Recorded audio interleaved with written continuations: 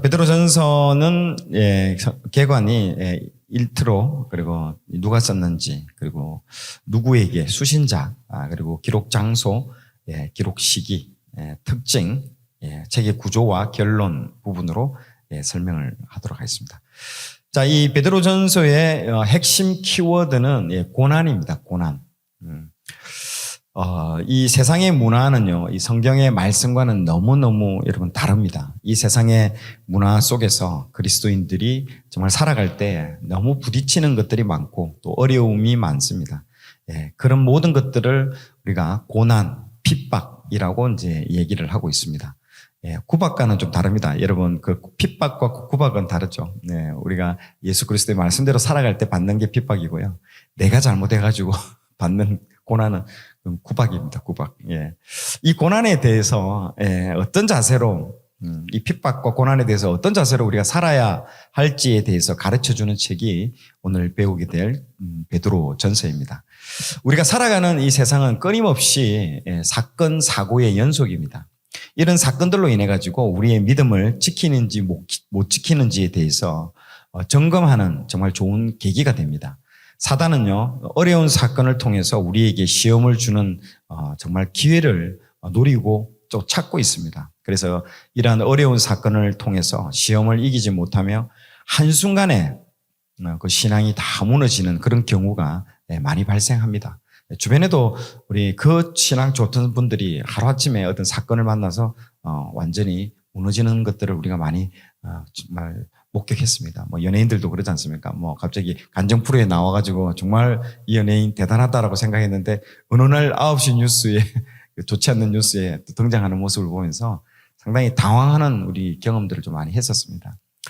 정말 한때는 충성스럽고 헌신된 그런 신앙을 하는 사람도, 그리고 엄청난 은혜를 받고 치유를 받고 죄를 끊고 새 사람이 된 정말 인간 승리의 사람이라고 할 만한 그런 사람도 한 번에 그런 사건을 통해서 주어지는 그런 사단의 시험을 이기지 못하면요, 그동안 쌓아왔던 그 귀한 보물 같은 은혜가요, 한순간에 무너지는 것을 우리는 봅니다.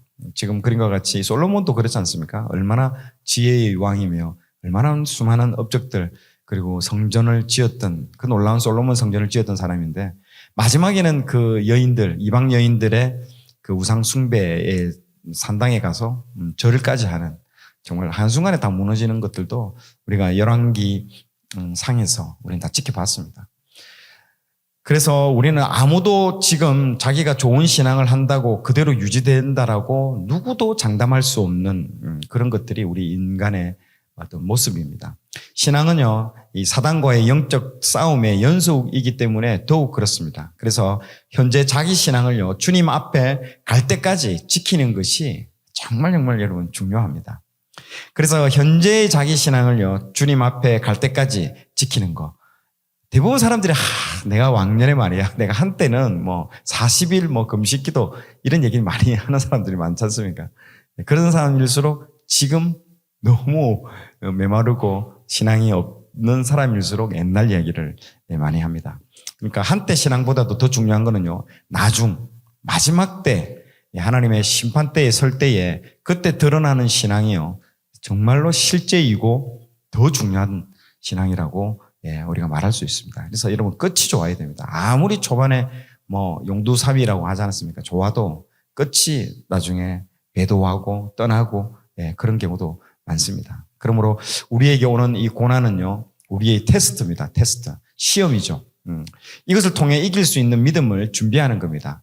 꼭 우리는요, 하나님의 믿음이 자라고 또 말씀을 통해서 은혜를 받고 나면요, 하나님께서 꼭 뭘 보내준다? 테스트를 보내주십니다. 그 보내주는 건 나쁜 목적이 아니라 우리를요, 어느 상태에 있는지 신앙을 점검하고 그렇게 만드는 거죠. 그를 통해서 우리가 성장하기를 바라고 또 현 주소, 우리의 점수를 알려주는 거죠. 이 책을 쓴 베드로도 마찬가지입니다. 그렇게 자신만만했던 베드로, 예수님을 자신은 절대 부인하지 않겠다고 다짐했던 그도요, 여종의 그 한마디에 자신의 믿음은요, 어디론가 사라져 버렸습니다. 예수님은 베드로에게 미리 말씀으로 경고해 주셨습니다. 오늘 밤 닭 울기 전에 네가 3번 나를 부인하리라 라고 굉장히 심각하면서도 구체적으로, 아주 구체적으로 말해줬다라는 거예요, 여러분.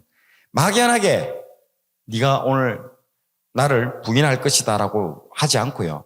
아주 구체적으로 오늘 밤이라는 이 시간을 정해줘서 얘기해 주고요. 또 사건도 말해 줬습니다. 닭 울기 전에 3번 나를 부인한다라고. 이 정도 구체적으로 얘기했으면 이거는 아주 구체적인 거죠. 그러나 예수님 말씀 그대로 되었다는 거죠. 이게 테스트입니다. 테스트. 베드로에게. 베드로도 얼마나 은혜가 많았습니까? 예수님 말씀은요 그대로 되었습니다. 이게 테스트인 거죠. 중요한 것은 그런 사건이 나에게도 온다는 사실인 것이죠. 사단은요 영적으로 살아있는 사람은 그냥 가만두지 않습니다. 어떻게 이제 넘어뜨리려고 하고 택한 자까지도 넘어뜨리려고 하기 때문에 사건이 나에게 오지 않을 것이라고 생각하는 것도 여러분 잘못된 생각입니다.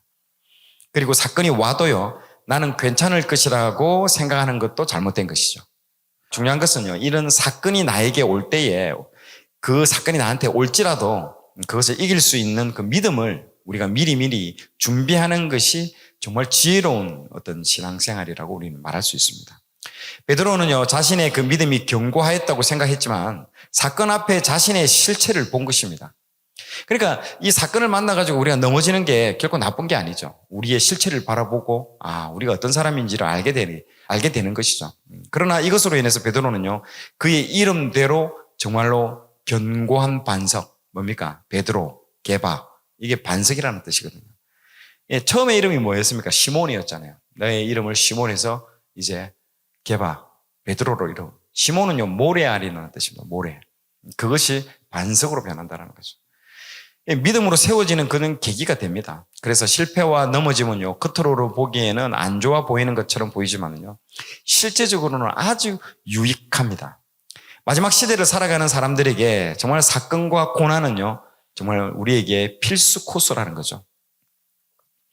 자, 그래서 베드로 전서 4장 12절 말씀을 같이 한 목소리로 한번 읽어보도록 하겠습니다. 시작. 사랑하는 자들아, 너희를 연단하려고 오는 불시험을 이상한 일 당하는 것 같이 이상히 여기지 말고. 아멘. 오늘 함께 배울 이 베드로 전서를 통해서 마지막 시대를 살아가는 우리에게 이 사건과 고난을 대하는 자세와 믿음을 어떻게 지킬 것인가를 이제 배우는 귀한 시간이 되었으면 합니다. 베드로 후서는 여러 가지 의견들이 많습니다. 그러나 베드로 전서는요, 사도 베드로가 썼다고 보는 것이 대부분의 의견이 맞습니다. 자, 베드로 전서는 5장 12절 말씀에 같이 한번 읽어볼까요? 시작. 내가 신실한 형제로 아는 실루아노로 말미암아 너희에게 간단히 써서 권하고 라고 되어 있습니다. 자, 여기서 실루아노라고 되어 있는데요. 이 사람은 누구일까요? 신라입니다. 신라. 여러분, 그 사도 바울이 2차 선교 여행할 때 함께 바턴으로 데려갔던 사람이 누굴까요? 이 신라입니다. 신라. 신라. 그때 바나바하고 2차 선교 여행 때 출발할 때 떠날 때에 싸우지 않습니까? 그래서 바나바가 마가하고 같이 바턴을 이뤄서 자기 이제 친척이죠. 같이 반대편으로 가게 됐고요. 또 반대 한 사람은 사도 바울과 신라는 또 한 그룹이 되어서 또 이렇게 가게 되는 이런 사건들이 있었습니다. 자, 그런데 이 베드로가 쓰게 되는 이 당시 사건, 이 당시에는요, 신라가 베드로의 비서였습니다. 비서. 이 베드로 전후서를 쓸 당시에 이 신라가 베드로의 비서가 된 거죠. 그러니까 신라는 바울하고도 함께 동역했고요, 베드로하고도 함께 동역했던 이제 그런 사람이라고 볼 수 있습니다. 그는 로마 시민권을 가진 사람이었습니다. 아마 베드로가 구술하고 이렇게 이 베드로 전서를요 쭉 얘기를 해주면 신라가 아마 대피를 했을 가능성이 많습니다. 아니면 이 편지를요 이 신라가 전달했던 인물이 이 사람이지 않을까 그렇게 생각합니다. 그렇기 때문에 상당히 이 베드로가 썼을 가능성이 많습니다. 자, 그러면 베드로는 누구인가? 이 책의 기자인 이 베드로는 누구일까요? 베드로의 인생은요, 정말 파란만장하고 드라마틱한 어떤 인생을 살게 되었습니다. 예수님으로부터 이제 제자로 부름받은 후에 모든 일에 적극적으로 앞장섭니다. 이 사람은요. 예수님을요, 주는 그리스도시요, 하나님의 아들이라는 그 정말 놀라운 고백을 할 정도로 그는 대단한 제자였습니다. 그러나 이후에 십자가 사건을 통해서 예수님을 3번 부인하는 어떤 실패를 아주 그는 경험합니다. 예수님이 그를 다시 찾아가지고요. 먼저 어디 찾아갑니까? 그 갈릴리로 찾아가서 그 조반을 다 준비하고 그리고 물어보지 않습니까? 네가 나를 사랑하느냐라고 3번 물어보지 않습니까? 3번 부인했던 그 베드로에게 3번 물어보면서 다시 한 번 더 그에게 회복할 그런 기회를 주게 되는 것이죠. 회복된 베드로는요, 이 초대 교회에 한 번 설교하면 무려 3,000명이 회개하고 돌아오게 되는 정말 놀라운 사람으로 변화됩니다.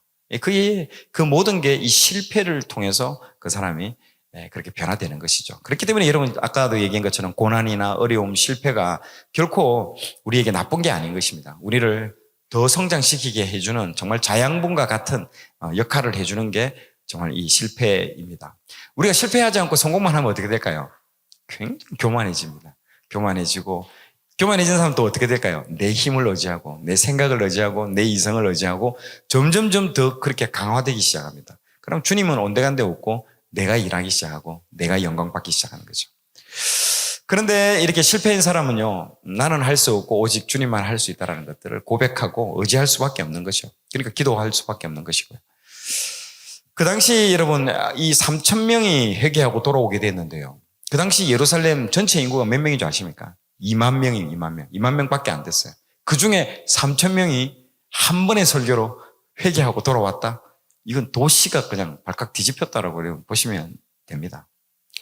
정말 예루살렘 도시를요, 성시화 시켜버렸다라고 말할 정도죠. 우리가 옛날에 평양 대부흥 때 그랬지 않습니까? 평양시 전체가 그냥 성시화가 성스럽게 그냥 거룩한 도시로 다 바뀌어버린 거죠.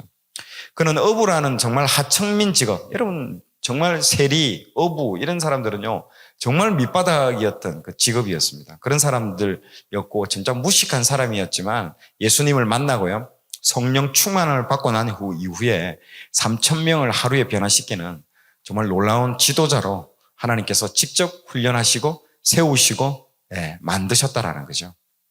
자, 오늘 내용이 좋았다면 좋아요, 구독 부탁드리겠습니다. 좋아요, 구독, 알림 설정은 콘텐츠 제작에 큰 힘이 됩니다.